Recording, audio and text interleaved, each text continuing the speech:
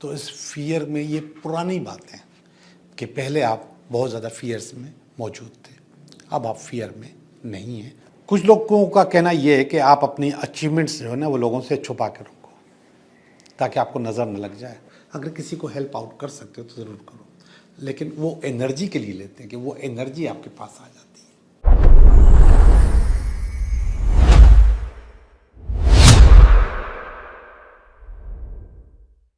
Hello दोस्तों, मैं हूँ Liaquat Jogi, Karachi based tarot card reader and palmist, और आप देख रहे हैं मेरा चैनल टैरो बाय जोगी। दोस्तों, जब हम अपने घर पे होते हैं तो वहाँ पे हम सुकून के लिए जाते हैं। सारा दिन काम करते हैं, मेहनत करते हैं, फिर सुकून के लिए हम अपने घरों का रुख करते हैं, अपने घर पहुँचते हैं। लेकिन बाज़ औक़ात हमें अपने घर पर सुकून नहीं मिलता। जो एनर्जी हम जमा करना चाहते हैं, जो एनर्जी हम दोबारा पैदा करना चाहते हैं, वो होती नहीं है। मेरे एक दोस्त हैं, वो अक्सर मुझसे अपने मसाइल पे बात करती हैं, और वो मसाइल मुख्तलिफ होते हैं, लेकिन ज़्यादातर मसाइल वो अपने मुतल्लिक़ बात करती है, अपनी बॉडी के मुतल्लिक़, अपने बारे में, अपनी चीज़ों के बारे में। दर्द है, परेशानी है, सर में दर्द है, कमर में दर्द है, दिल नहीं लग रहा, इस किस्म की बात है। तो जब मैं उनकी चीज़ों को फ़ील करता हूँ, जब उनकी चीज़ों को मैं सोचता हूँ, तो मुझे अंदाज़ा होता है कि वो सारी बातें घर से करती हैं। लेकिन जब वो ऑफिस में होती हैं या घर से बाहर होती हैं तो वो ऐसी बातें नहीं करती, वो फ्रेश होती हैं। लेकिन जैसे ही घर में जाती हैं तो उसके जिस्म में दर्द भी शुरू होता है, उसके सर में दर्द भी शुरू होता है, उसकी कमर में दर्द भी होता है, और बहुत सारी प्रॉब्लम्स उसको पैदा होती हैं। ये चीज़ें मैंने भी अपने अंदर कुछ दिन पहले महसूस की कि मैं बाहर हूँ, घूम रहा हूँ, फिर रहा हूँ, काम कर रहा हूँ, तो बहुत चुस्त व चालाक हूँ, होशियार हूँ। लेकिन जैसे ही मैं घर में आता हूँ तो मेरी एनर्जी एकदम लो हो जाती है और मैं डाउन हो जाता हूँ, और सुस्ती बहुत चढ़ती है। किसी काम को दिल नहीं चाहता कि ये काम करूँ, ये न करूँ, अपने आप को बोर सा महसूस होता हूँ। तो ये चीज़ मैंने रियलाइज़ की कि हाँ, ऐसा मेरे साथ हो रहा है, और ऐसा ही उसी दोस्त के साथ भी होता है। और फिर जब मैं बाद में बहुत सारी चीज़ों को जमा किया तो अंदाज़ा हुआ कि अक्सर लोग इस चीज़ की शिकायत करते हैं कि हमारे साथ ऐसा होता है जब हम घर पे जाते हैं, जबकि घर आराम की जगह होती है, सुकून की जगह होती है, अपनी एनर्जी दोबारा पैदा करने की जगह होती है। और वो एनर्जी दोबारा पैदा नहीं होती, बल्कि हम थके थके से होते हैं। तो अब मैं आपको बताऊं होता क्या है। इसको हम कहते हैं एनर्जी वेम्पायर। एनर्जी ज़ाया करने के या खा जाने के ड्रैकुला। ये ड्रैकुला जैसे खून चूसते हैं, ऐसे हमारी एनर्जी भी चूसते हैं। और ये एनर्जी वेम्पायर बहुत जगहों पे मौजूद होते हैं। ख़ास तौर पे वैसे तो हमसे जो लोग जेलस होते हैं वो भी एनर्जी वेम्पायर होते हैं। वो अगर हमें कहीं देख रहे होते हैं, पार्टी में, किसी फंक्शन में, ऑफिस में, तो वहाँ पर भी हमारी एनर्जी ज़ाया होती है। लेकिन घर के जो एनर्जी वेम्पायर्स हैं वो ऐसे नहीं होते जैसे कोई हमसे जेलस हो। ज़ाहिर बात है कि घर के लोग हमसे जेलस नहीं होते, वो तो खुश होते हैं। और जब मैं यहाँ पे रीडिंग कर रहा होता हूँ तो ये जो फैमिली वाला एरिया है, इस फैमिली वाले एरिया में मैं आपको बताता हूँ कि इनको नाराज़ मत रखो, इनको खुश रखा करो, क्योंकि ये आपको हमेशा वाइब्रेशंस देते हैं, अच्छी वाइब्रेशंस देते हैं। और इनकी वाइब्रेशन अगर नेगेटिव हो जाती है तो फिर आप भी डिस्टर्ब हो जाते हैं। तो इनको खुश रखा करो, अपनी फैमिली को हर सूरत में खुश रखा करो। और समटाइम्स जो आपके डिप्रेशन की चीज़ें हैं, जो आपकी परेशानी की चीज़ें, वो उनके साथ आप डिस्कस भी नहीं किया करो। अगर आप वो डिस्कस भी करते हैं तो वो फिर थोड़े से नेगेटिव हो जाते हैं और उनकी एनर्जी आपकी तरफ नेगेटिव आ रही होती है। लेकिन आज जिन एनर्जी वेम्पायर्स का जिक्र कर रहा हूँ उसका ताल्लुक मतलब इंसान से नहीं है, ह्यूमन से नहीं है। वो दूसरी चीज़ें हैं जो हमारी एनर्जी ड्रेन करते हैं, हमारी एनर्जी तबाह करते हैं और हमें डिस्टर्ब करते हैं। सबसे पहले आपकी चप्पलें, आप जहाँ जहाँ जाते हो वो चप्पलें आप अपने घर में लेकर आते हो, और जब आप अपने घर में लेकर आते हो तो वो एनर्जी जो आपकी डिस्टर्ब एनर्जी होती है वो अपने घर पे लेकर आते हो। अब उन चप्पलों को आपने घर के बाहर उतारना है। घर के बाहर उतारने के बाद घर के चप्पलें अलग होनी चाहिए जो घर के अंदर इस्तेमाल हो। कोशिश करें कि वो जो आप बाहर से लेकर आए जूते अपने, उनको उतार के बंद करके साइड में रख दो। रखने का भी तरीक़ेकार होता है। आप जिस दरवाजे से अपने घर में दाखिल हुए हैं, हम लोग वहाँ पे चप्पलें उतार देते हैं, जूते उतार देते हैं और फिर घर में चले जाते हैं। अब अगर हम घर में लेकर भी नहीं गए, लेकिन इनकी एनर्जी हवा से हमारे घर के अंदर आ रही होती है, इसलिए ये अगर आपका दरवाज़ा है तो दरवाजे के राइट या लेफ़्ट पे थोड़ा सा हटा के आपको चप्पल उतारनी चाहिए। दरवाजे के एंड सामने नहीं उतारनी चाहिए, जूते चप्पल एंड सामने नहीं उतारनी चाहिए। और आप देखेंगे कि हमारे घरों में जूते चप्पल दरवाजे के सामने उतारी जाती है। एक साइड पे, चाहे राइट पे उतारें या लेफ़्ट पे उतारें, तो एक साइड पे थोड़ा सा एंट्रेंस छोड़ के आप उतारें। और बाहर वाले जूते हो सके तो वहाँ पे एक रेक रखें, उसमें बंद रखें। रेक के ऊपर कपड़ा होना चाहिए जो कि उनको ढक दे, बंद कर दे। और हम एक और भी मैंने प्रैक्टिस देखी है कि लोग आम तौर पे जब जूते लेकर आते हैं घर में या उतारते हैं तो उसके बाद उनको झाड़ते भी हैं। ये भी हम एनर्जी झाड़ते हैं। तो कोशिश करें कि आपका जो फुटमेट है वो घर के बाहर हो, दरवाजे के बाहर हो, जहाँ पे आप अपने जूते रगड़ के साफ़ करके और आप अंदर आएँ। उस फुट मैट को आप बाद में झाड़ दिया करें एक साइड पे, घर के बाहर, घर के अंदर नहीं। तो सबसे पहले आपका जो एनर्जी वैम्पायर है वो आप अपने साथ लेकर आते हैं बाहर से, और वो नेगेटिविटी आपको तंग करती है, आपको डिस्टर्ब करती है, आपको ड्रेन करती है। अब ज़रा सुनिए दूसरी नेगेटिविटी, वो है झाड़ू। दो इल्म है, एक का नाम है फेंग शुई, जापानीज़ इल्म है, मगर इसको बहुत सारे लोग जो है ना उसको फॉलो करते हैं। चाइना भी फॉलो करता है, कोरियंस भी फॉलो करते हैं, बहुत सारे लोग, हम भी करते हैं। और एक हमारा अपना इल्म है, उसको हम कहते हैं वास्तुशास्त्र। ये अलग बात है कि हम अलूम के ऊपर भी मज़हब का ठप्पा लगा लेते हैं कि ये हिंदुओं का है, ये फलां ईसाइयों का है, ये किसका है, इल्म किसी की मिरास नहीं होती। वास्तुशास्त्र वैसे हिंदुस्तान में प्रैक्टिस होता है, मगर हम भी चूँकि हिंदुस्तान का पार्ट रह चुके हैं तो हमारे पास भी प्रैक्टिस होता है।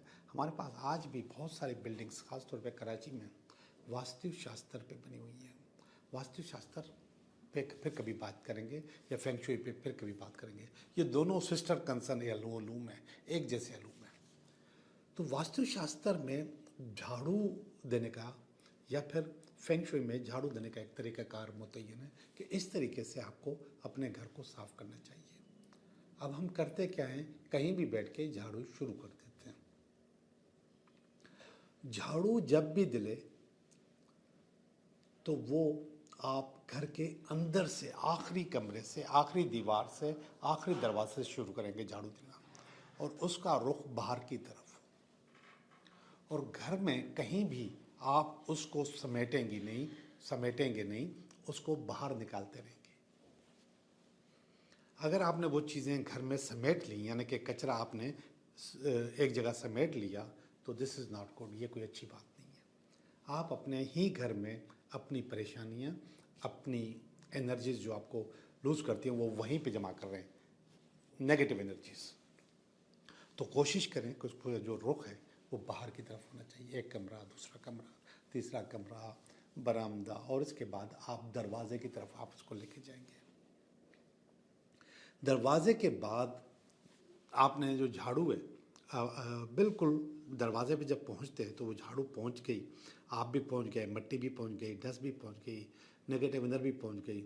अब आपने अपने पाँव झाड़ के बाहर निकल जाना है, घर से, दरवाजे से बाहर खड़े होके बाकी की मिट्टी आपने फिर बाहर निकालनी है और वहाँ पे समेटना है। सारा कचरा आपने वहाँ पे समेटना है, दरवाजे के बाहर। आपकी जितनी भी नेगेटिविटीज़ हैं वो दरवाजे के बाहर। इसके बाद आप उसको कहाँ फेंकते हैं आपको मालूम होगा, डस्टबिन में डालते हैं या फिर घर के बाहर फेंकते हैं।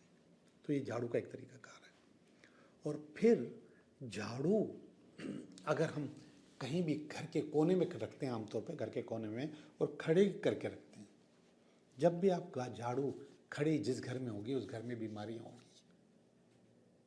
झाड़ू लेटा के रखनी चाहिए ऐसे, और ऐसी जगह रखनी चाहिए जहाँ से हवा अंदर ना आ रही हो। हम झाड़ू आमतौर पे अपने मेन दरवाजे के आसपास या फिर गैलरी में रखते हैं, जहाँ से हवा अंदर आती है, एनर्जी अंदर आती है। वहाँ पे नहीं होनी चाहिए। ऐसी जगह रखनी चाहिए जहाँ पे हवा या एनर्जी अंदर नहीं आ रही हो, और लेटा के रखनी चाहिए। अब जो दूसरी चीज़ है वो है, तीसरी चीज़ जो है वो है पोछा। इस पे मैं पहले एक प्रोग्राम कर चुका हूँ कि हम अपने ही कपड़ों का पोछा बनाते हैं। यानी कि हमारे कपड़े जब रिटायर हो जाते हैं, जब बेकार हो जाते हैं, तो उसका पोछा बनाते हैं। वो जो पोछा होता है हमारे कपड़ों का, हमारे टी शर्ट का, हमारी पैंट का, शर्ट का, कमीज़ का, शलवार का, जो भी वो हमने उसका पोछा बनाया, उसका इस्तेमाल कर रहे हैं, उसके अंदर हमारी भरपूर एनर्जीज होती हैं। हमने उन कपड़ों में ज़िंदगी गुजारी होती है। अब उन कपड़ों को रगड़ा लगता है, वो रगड़ा उनको नहीं, हमें लगता है। तो हमारी ज़िंदगी में जो एनर्जी के जो रगड़े, जो झटके लगते हैं, वो इस वजह से लगते हैं कि हमने अपने ही कपड़ों का, अपनी ही एनर्जी का पोछा बना दिया। तो वैसा नहीं करना चाहिए, हरगिज़ नहीं करना चाहिए। पोछे के लिए कपड़े आते हैं, आप उनको इस्तेमाल कर सकते हैं। हमें अपने जो वो कपड़े हैं जो हमने इस्तेमाल करना छोड़ दिए हैं, उसको धो के, नमक के पानी के से धो के हमें किसी को दान कर देने चाहिए। धो के करने चाहिए, वैसे नहीं। तो धो के हमें उसको दान कर देना चाहिए किसी को, या फिर उसको फेंक देना चाहिए, जला देना चाहिए। लेकिन बगैर धुले हुए कपड़े भी नहीं देने चाहिए जिसमें हमारा पसीना हो। आपको पता है कि जो तांत्रिक लोग होते हैं, ये जो जादूगर लोग होते हैं, और ये जो लोगों के ऊपर अमलियात कर रहे होते हैं, वो कुछ चीज़ों के ऊपर अमलियात कर रहे होते हैं। नंबर 1, आपके कपड़ों पे आपकी ज्वेलरी अगर उनके हत्थे चढ़ जाए, घड़ी हो, अंगूठी हो, तो उसके ऊपर, इसके अंदर आपकी एनर्जी होती है। या फिर ये लोग आपके बालों के ऊपर करते हैं। आपको पता है ना, ख़वातीन आमतौर पे बाल घुमा के और ऐसे फेंक देती है, नहीं, उसके भी फेंकने का, डिस्पोज करने का तरीका है। या फिर आपके नाखून पर अमल करते हैं, नाखून आपके कटे हुए, तो उसके ऊपर भी अमलियात करते हैं लोग। तो आप इन तमाम चीज़ों को बाकायदा डिस्पोज किया करें, उनको ज़ाया किया करें। किसी के हत्थे न चढ़ें, किसी के हाथ न लगें, तो फिर वो ज़ाया हो जाते हैं और वो चीज़ों पे काम नहीं हो सकता। तो आपको अपना जो पोछा है वो बाज़ार से, मार्केट से जो पोछे मिलते हैं वो परचेस करना चाहिए, और उसको भी उसी जगह पे जहाँ पे एनर्जी अंदर आती है, हवा अंदर आती है, गैलरी में या फिर घर के दरवाजे के पास, वहाँ पे नहीं रखना चाहिए। हो सके तो पोछा देने के बाद उस पोछे को दोबारा धो के फिर आप सुखाने के लिए डालें। धो के, ऐसे नहीं। तो जब सुखाने के लिए ज़ाहिर बात है कि अपने सहन में या फिर हम अपनी गैलरी में डालेंगे तो फिर भी एनर्जी अंदर आती है, मगर जब वो आप धुला हुआ होगा तो फिर वो नेगेटिव एनर्जी नहीं आएगी आपके पास। बहुत सारी चीज़ों में जब हम नमक डाल देते हैं तो वो एनर्जी को ख़त्म कर देता है, निकाल देता है। तो अगर हो सके तो उसके ऊपर आपने नमक के पानी से धो देना है। धो लिया, बाद में जब पानी से निकाला तो 1 चम्मच नमक में डाल दिया, उसमें से निकाल दिया। ऐसे बहुत सारी चीज़ों को कर सकते हैं। ख़वातीन अपने कपड़े जो हैं वो अपनी दोस्तों को भी देती हैं। मर्द हजरात में ये बहुत कम है, लेकिन कभी कभी मर्दों में भी पाया जाता है कि जैसे कोई गरीब दोस्त है और उसको इंटरव्यू के लिए जाना है, तो वो आपसे कहेगा कि यार कोई अच्छा सूट या कम से कम कोट दे दो, टाई दे दो, इस किस्म की चीज़। तो ये भी आपकी एनर्जी डिस्टर्ब कर सकता है और वो आपकी एनर्जी इस्तेमाल भी हो सकती है। तो उसके लिए भी हम कहते हैं कि अगर आपने किसी को देने हैं कपड़े तो आप उसको धो के दे दें, वरना कोई उज़र कर दें ज़रूर। आपने किसी की हेल्प करनी है, मैंने बात आपको ऐसी बताई, गरीब दोस्त है, तो आप दें ज़रूर। तो आप कोई धो के धुला हुआ कपड़ा उसको दे दें या धो के दे दें। आपके पसीना लगा हुआ कपड़ा, आपके जिस्म का पहना हुआ कपड़ा उसके पास नहीं जाना चाहिए, किसी के पास नहीं जाना चाहिए। एक छोटी सी रस्म भी है, वो रस्म भी बहुत पावरफुल है। आम तौर पे ख़वातीन माइयों में जो कपड़े पहनती हैं वो उनकी कज़न्स ले लेती हैं, ऐसी कज़न्स जिनकी शादी नहीं हुई होती, तो वो कपड़े लेती हैं और वो कपड़े पहनती हैं। तो वो एनर्जी, जो शादी वाली एनर्जी है, जो माइयों वाली एनर्जी है, वो उससे रिसीव करती है। ये मैं मिसाल के तौर पे बता रहा हूँ, मैं इसके लिए मना नहीं कर रहा, ये मिसाल के तौर पे बता रहा हूँ। अगर किसी को हेल्प आउट कर सकते हो तो ज़रूर करो, लेकिन वो एनर्जी के लिए लेते हैं कि वो एनर्जी आपके पास आ जाती है, तो वो एनर्जी लेने के बाद आप कुछ भी कर सकते हैं। अब मैं आपको बताऊँ कि एनर्जी वैम्पायर जो ये ड्रैकुला हैं, जो आपकी जान जलाते हैं, उनमें एक चीज़ और है कि आपके बाथरूम का दरवाज़ा खुला रहे या खुला रह जाए या खुद ब खुद खुल जाए, बहुत डिस्टर्ब करेगा, बहुत ज़्यादा डिस्टर्ब करेगा, आपको एकदम ड्रेन कर देगा, आपको एकदम ख़त्म कर देगा। अच्छा, इनमें बहुत, अब सारे घर में लोग हैं, सब ड्रेन नहीं होते। आप आते हो तो ड्रेन हो जाते हो, आप आते हो तो थक जाते हो, आप आते हो तो सुस्ती चढ़ती है, आप आते हो तो सर में दर्द, कमर में दर्द शुरू हो जाता है, घुटनों में दर्द शुरू हो जाता है। उसकी वजह ये है कि बहुत सारे जो घर के जो अफराद हैं वो असल में रिसीवर अच्छे नहीं होते, खींचते नहीं चीज़ों को। आप रिसीवर अच्छे होते हो। मैं नज़र के लिए भी कहता हूँ कि जब लोग नज़र लगती है ना तो हर इंसान को नहीं लगती, लेकिन कुछ लोगों को लगती है, जो कि हसास लोग होते हैं, वो रिसीवर अच्छे होते हैं, खींचते हैं नज़र को। इसी तरीके से आप भी जब घर में आते हैं तो उस एनर्जी को आप खींचते हैं। जब आप उस एनर्जी को खींचते हैं तो वो आपकी बॉडी में मुंतकिल हो जाती है और आपके पास सुस्ती, परेशानी, काम में दिल नहीं लगना, गुस्से हो जाना, ये सारी चीज़ें आपके पास आ जाती हैं। तो आपके बाथरूम का दरवाज़ा हमेशा बंद होना चाहिए, वरना उसको मरम्मत करवाएं कि वो बंद रहेगा, खुद ब खुद न खुल जाए। अगर वो खुद ब खुद खुल जाएगा तो आपकी एनर्जी ड्रेन होगी। अब एक आम सी बात बताऊं, आपको बहुत अजीब लगेगा। अगर आपका किचन ख़राब है, आपके पास बर्तन रात को धो के नहीं सोते और जमा करके रखते हैं और सुबह को उठ के धोते हैं, तो ये भी एनर्जी वैम्पायर है, ये भी आपकी एनर्जी करेगा ज़ाया, और इससे आपके पास दो और प्रॉब्लम्स आएंगी, वो बता रहा हूँ अभी आप। एक ये जो हमने बर्तन जमा किए हुए हैं और किचन गंदा है, किचन रात को धो के साफ़ करके और बर्तन धो के सोने चाहिए। रात के बर्तन धुले हुए सुबह खाए हुए सुबह को अगर आप धोते हैं तो आपकी एनर्जी ज़ाया होगी, आप सारे घर की ज़ाया होगी। दो नुकसान होंगे। नंबर 1, रिलेशनशिप प्रॉब्लम, घर में लड़ाइयाँ, मियाँ बीवी की, बहन भाइयों की भी, माँ बाप की भी, आपकी अपने माँ बाप से भी, तो लड़ाइयाँ घर में। अगर आपके घर में बर्तन धुले हुए नहीं हैं और ऐसे ही पड़े हुए हैं तो सुबह आप लड़ोगे, सुबह क्या है, कभी भी लड़ोगे। और दूसरा, आपका जो सिंक है, चाहे वो बाथरूम का हो चाहे आपके किचन का सिंक हो, वो नीचे से गंदा है और लीक हो रहा है और उसमें गंदगी जमा है, आपके घर में दोनों प्रॉब्लम्स आएंगी। अच्छा, एक प्रॉब्लम मैं भूल गया नहीं बताई, आपके पास फाइनेंशियल प्रॉब्लम आएगी। किचन वाली जो मैंने बात की थी उसमें लड़ाई के बाद फाइनेंशियल प्रॉब्लम भी आएंगी, और इसके बाद बाथरूम का भी अगर सिंक लीक है तो आपके रिलेशनशिप प्रॉब्लम होंगे, फाइनेंस प्रॉब्लम भी आएंगी। ये एनर्जी वैम्पायर है, ये आपको खा जाते हैं, आपको डिस्टर्ब करते हैं। अब हम कहते हैं कि हमारे हालात अच्छे नहीं हैं, पैसों में बरकत नहीं है। बरकत तो हमने खुद तबाह और बर्बाद कर दी। कोई हर्ज नहीं है ना, सारा दिन काम किया है, 5-10 मिनट और लगा लें, बर्तन धो के सो जाएं,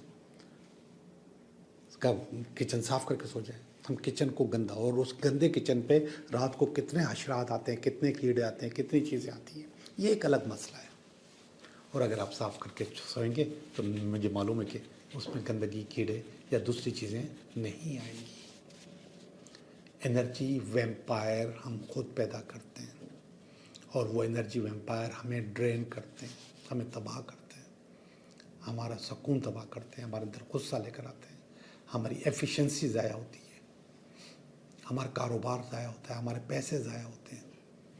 तो ये छोटी छोटी चीज़ें, इनको कंट्रोल करें, इंशाल्लाह ज़िंदगी अच्छी गुजरेगी। तो आज का ये इंट्रो था और मैंने अपनी बातें कर ली।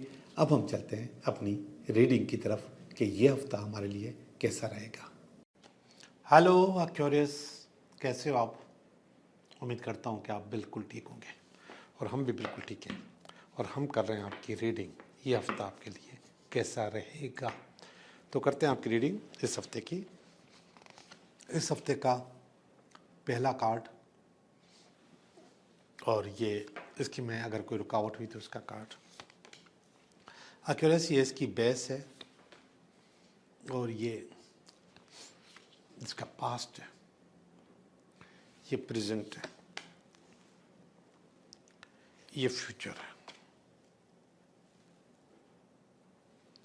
ये आपकी अपनी फीलिंग है, ये आपकी फैमिली की फीलिंग है, ये आपकी कुछ उम्मीदें हैं, और ये अल्टीमेट वीकेंड है। एक्यूरेस देखते हैं कि सूरत हाल क्या है, और ये सूरत हाल साफ नज़र आ रही है 7 ऑफ कप्स की। 7 ऑफ कप्स प्रायोरिटीज़ का कार्ड होता है, और प्रायोरिटीज़ में रहने का कार्ड होता है। आपके पास आपको ये तय करना होता है कि आप किस चीज़ को ज़्यादा वैल्यू देते हो, फिर उस चीज़ के हिसाब से आपकी ज़िंदगी आगे बढ़ती है। अब जो ये चीज़ है, इसमें ये पता चलता है कि आपको सबसे पहले आपके जो इम्पोर्टेंट काम हैं उनके लिए टाइम निकालना है, फिर इसके बाद कम इम्पोर्टेंट, फिर इसके बाद कम, फिर कम। और अगर आप सारा टाइम, सारी चीज़ें, सारा पैसा कम इम्पोर्टेंट चीज़ों पे लगा दोगे तो फिर आपके पास पैसा ख़त्म हो जाएगा, पैसा नहीं बचेगा, आपकी इनकम पूरी नहीं होगी, माशरे को आप फेस नहीं कर सकते। इस जान में माशरे को फेस करना भी ज़रूरी है। ये 6 ऑफ स्वॉर्ड्स है, ये इसके ऊपर आया है। 6 ऑफ स्वॉर्ड असल में एक ऐसी कश्ती का नाम है जिसमें बहुत ज़्यादा प्रॉब्लम है। एक ऐसी कश्ती का कार्ड है जिसमें बहुत ज़्यादा प्रॉब्लम्स हैं, तो वो उसको काट रही है, नीचे वाले को। यानी कि आप अपनी बिला वजह सेल्फ क्रिएटेड प्रॉब्लम्स की वजह से अपना जो असल इशू है उसको डिस्टर्ब करोगे, और कर रहे हो। पहला वाला कार्ड वो कह रहा है कि प्रायोरिटीज तय करो। आप कह रहे हो नो, मैं नहीं कर सकता, तो जिसकी वजह से आप अपने आप को डिस्टर्ब करने के मूड में हो, और डिस्टर्ब कर लोगे, और ख़ुद को नहीं, दूसरे लोगों को भी डिस्टर्ब कर लोगे।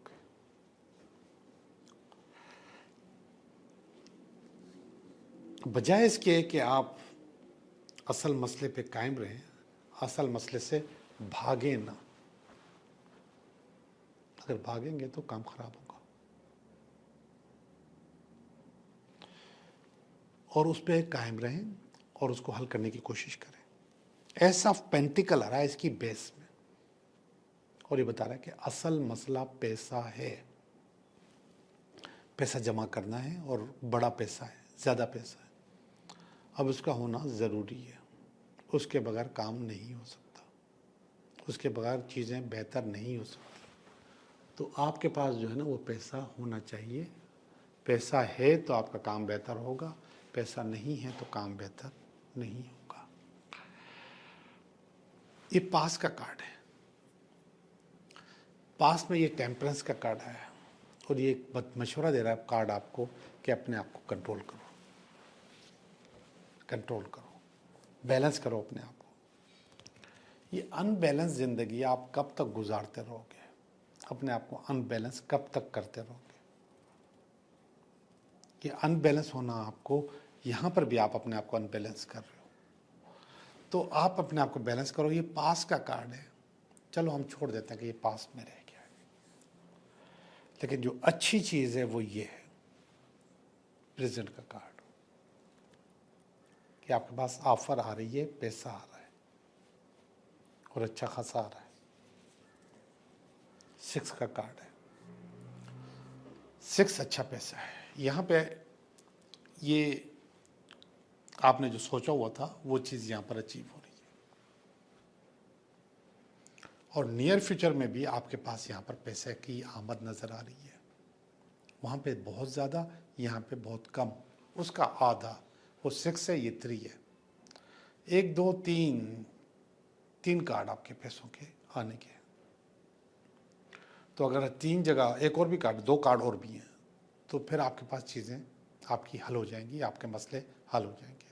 असल मसला है ही पैसा। ये 9 ऑफ पेंटिकल है, ये आपकी अपनी फीलिंग है। आपने जो ख्वाब देखा हुआ अपने लिए, ये उसका कार्ड है। ये आपके अंदर एनर्जी है कि मुझे इतना चाहिए, जी जनाब मिल जाएगा, इतना ही मिलेगा। और ये वाला कार्ड है 2 ऑफ पेंटिकल। 2 ऑफ पेंटिकल बता रहा है आपकी फैमिली की फीलिंग। आपकी फैमिली कह रही है कि आप अपने अगर रिसोर्सेज इस्तेमाल करते रहोगे, जिस तरीके से आपके पास रिसोर्सेज हैं, तो आप पैसे हासिल करने में कामयाब हो जाओगे।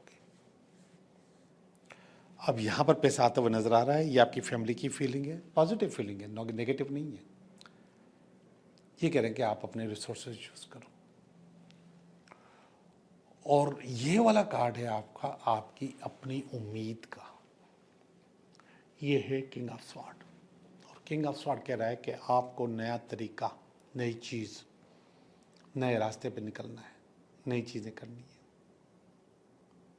नया रास्ता, नई चीज़ करने में आप कामयाब हो जाएंगे इंशाल्लाह।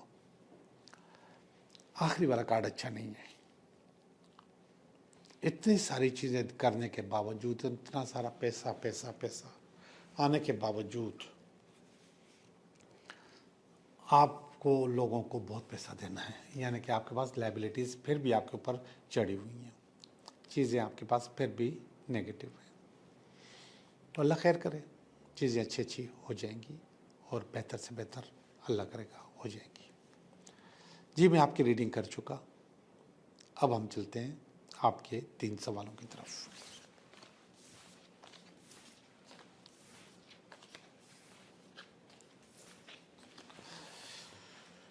मैं आपके 3 सवालों के जवाब देता हूँ, आप 3 सवाल सोचें, मैं बताता हूँ कि ये वो होंगे या नहीं होंगे। पहला सवाल, दूसरा सवाल और तीसरा सवाल, उसका जवाब मैं दूंगा, सवाल आप सोचोगे। पहला सवाल, दूसरा सवाल, तीसरा सवाल। पहला सवाल बता रहा है नो, आपका काम नहीं हो सकता। साफ जवाब दे दिया, मिस कमिटमेंट है इसमें। दूसरा कार्ड कह रहा है कि यस, आपका काम हो जाएगा। चैरियट का कार्ड है, सक्सेस का कार्ड है, जीत का कार्ड है। भाग दौड़ के बाद आप अपना काम हासिल करने में कामयाब हो जाएंगे।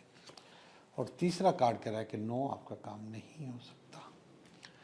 थोड़ा सा आपको स्पॉइल दिखा रहा है, थोड़ा सा आपके पास फियर दिखा रहा है, आपके पास एंजाइटी दिखा रहा है, जिसकी वजह से आपका काम नहीं होगा। आप लोगों का बहुत बहुत शुक्रिया।